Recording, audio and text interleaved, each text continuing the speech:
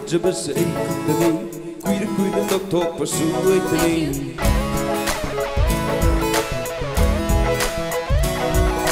Duksi may tufag jabaso ay kagdani Kamoy mapachog baso ay kagdani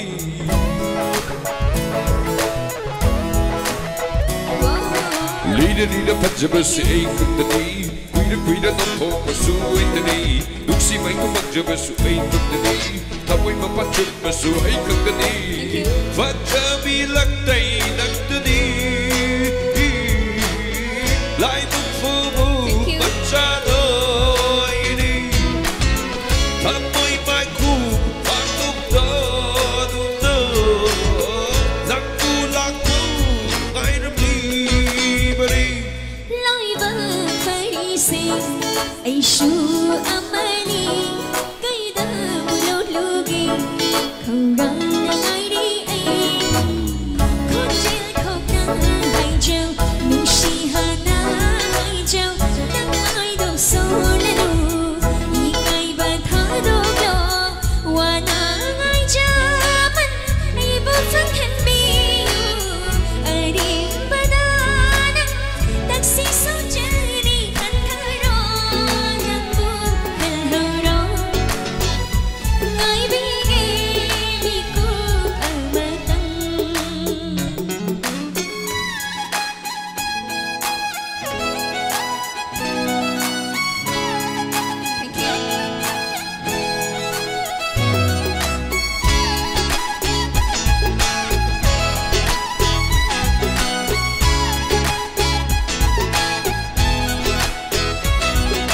Nung si bang di loy bani Thom na bang na lung bani Thamoy masakang laga Nung si na hang si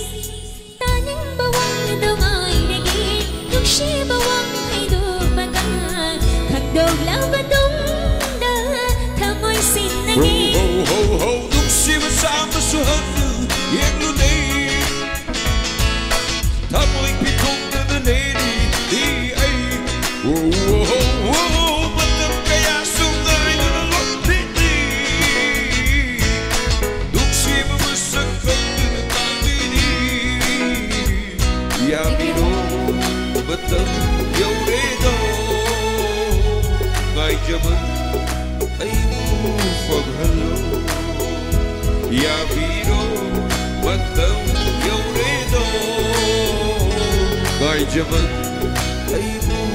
paghalo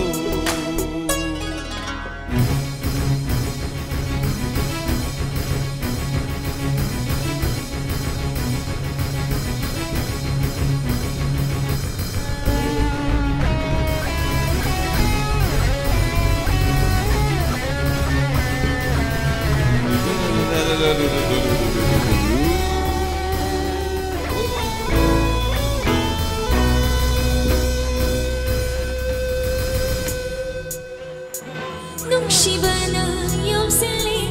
Thamoy buso pinhali Thamoy sing bawahi kaya na Nung si may đi chúc nào đi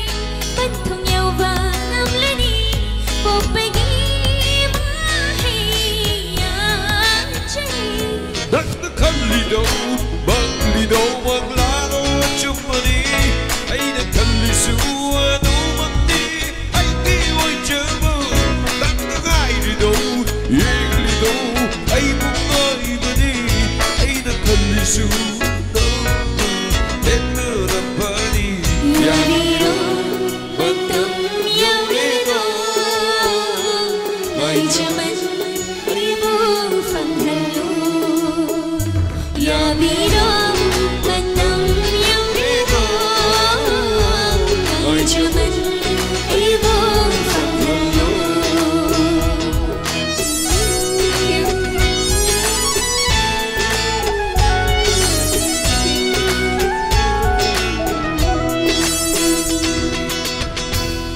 Thank you so much. Thank you.